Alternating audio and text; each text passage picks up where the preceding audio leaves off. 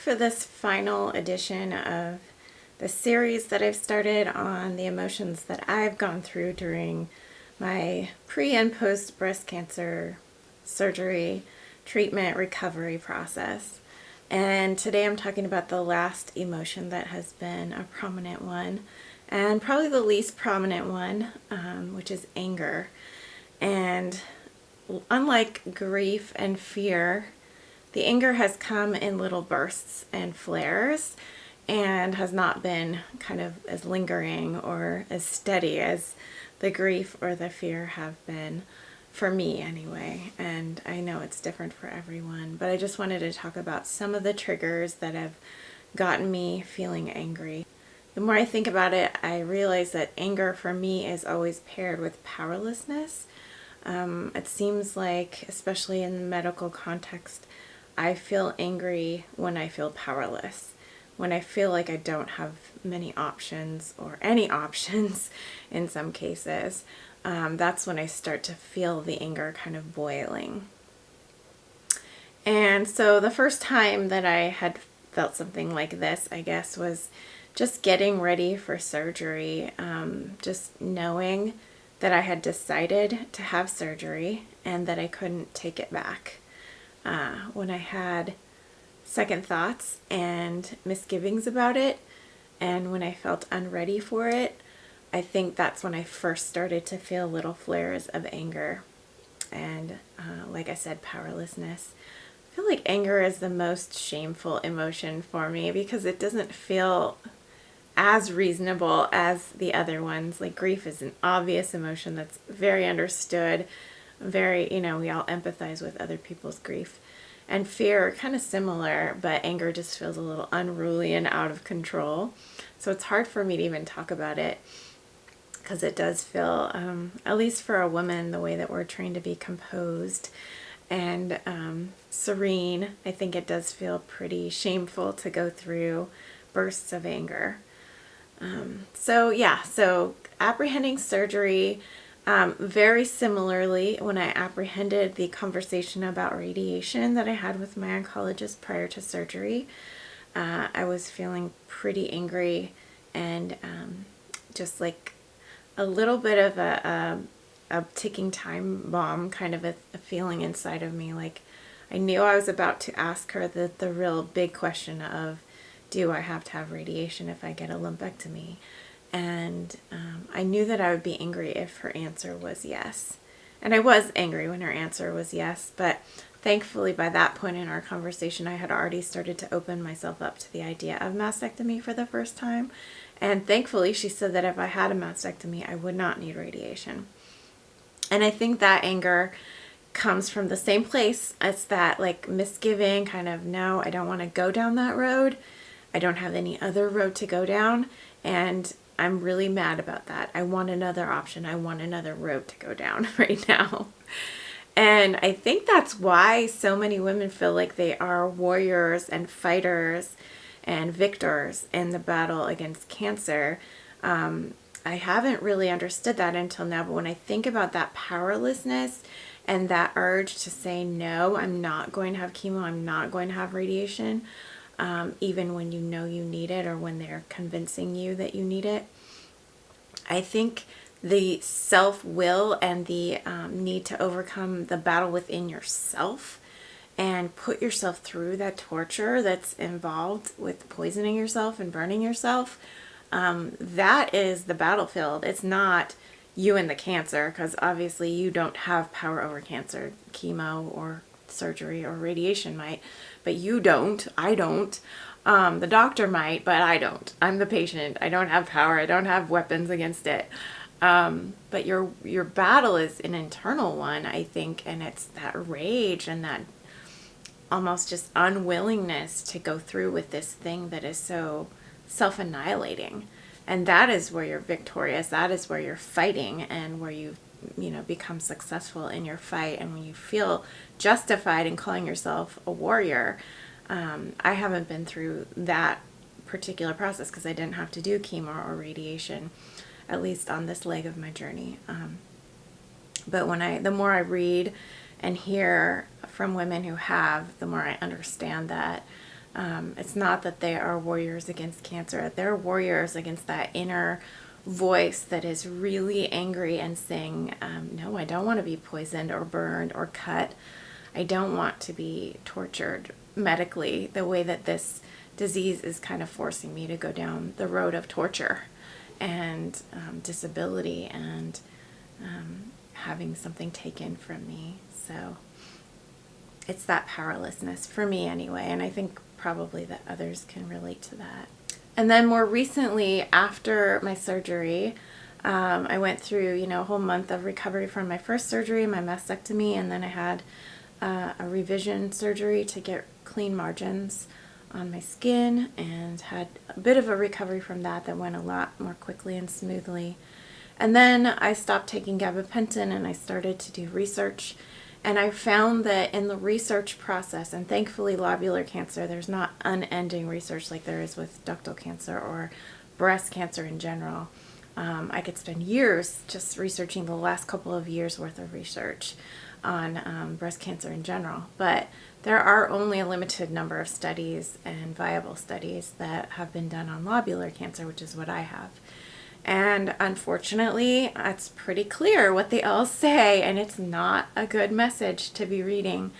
Of course, I'm on the safest end of the spectrum, so I'm not one to complain. I can't really complain because my lobular was caught really early.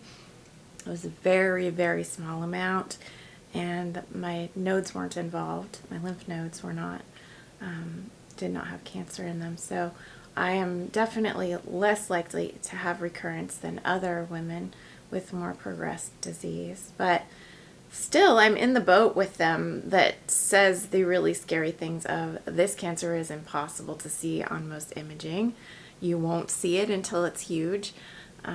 This cancer is going to come back. It's going to come back in your other breast. It's going to come back in other parts of your body that are really hard to scan and probably really hard to excise it from. Those are the two big ones, but also just learning piece by piece that the usual markers don't work, like the blood marker. I had the cancer blood markers, the breast cancer blood markers done just a couple weeks prior to my surgery, and they didn't come up with high levels. And yet I did have the lobular breast cancer in me, and so I know that that marker doesn't work. So like some of the things that I always felt were like really solid and proven, and even those are being questioned in the case of this kind of cancer that I have had. And maybe it's just because I had such a micro amount of lobular that those markers didn't get too high yet. But yet I don't want to have to wait until it's a large bit of cancer to have to know that it's there and needs dealing with. So that kind of powerlessness, the powerlessness that even says right now today as I sit here, I still have another breast and I don't know if I have lobular cancer in my other breast. That really stirs up the anger in me and makes me feel very disempowered. So those are just the three kind of sources of anger that I've gotten in touch with so far. I'm sure there are social bits that are infuriating that I haven't dealt with because I haven't put myself out there in the larger world among my own acquaintances and said, that I'm dealing with this and had people say really insensitive things back to me. I have shared my story here and on Instagram, but mostly with strangers, so I haven't been interacting or interfacing with my large body of connections and acquaintances and family members.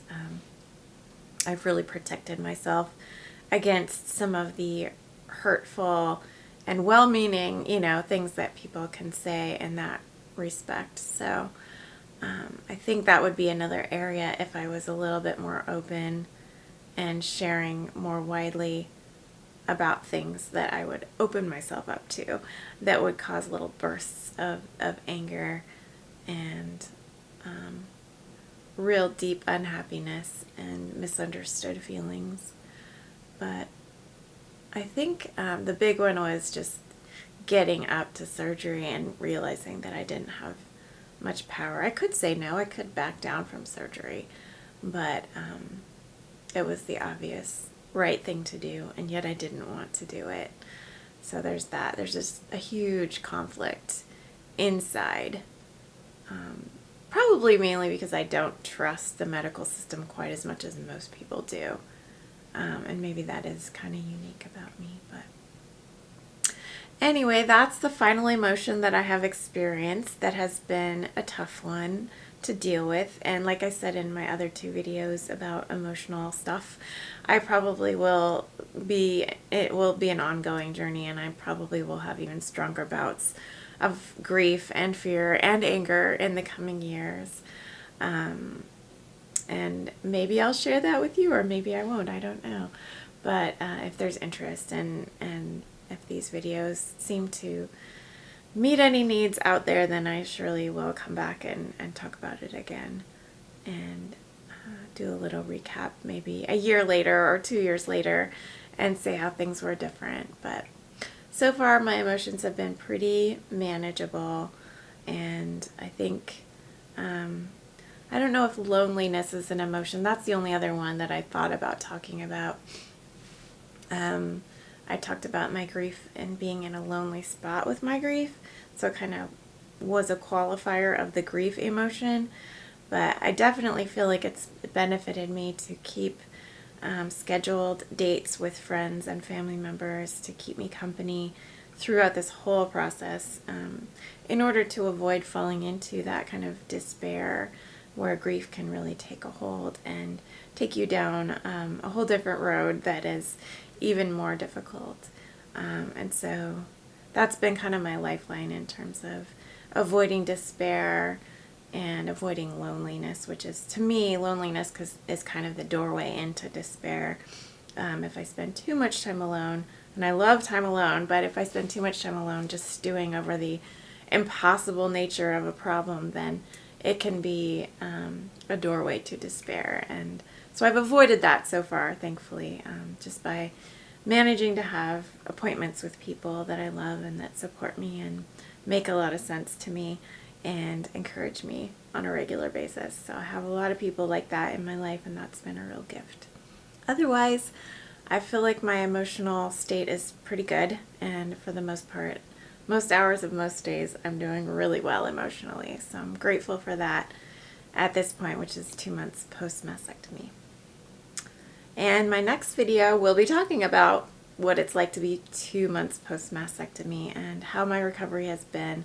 I feel like I'm really kind of toward the end of it, and I will do another video just recapping all the ways that things have healed up and gone better, and the ways that I've treated things topically in the last few weeks since my last update that has been kind of tracking the changes over time. So I will see you in that next video, and take care in the meantime. Bye-bye.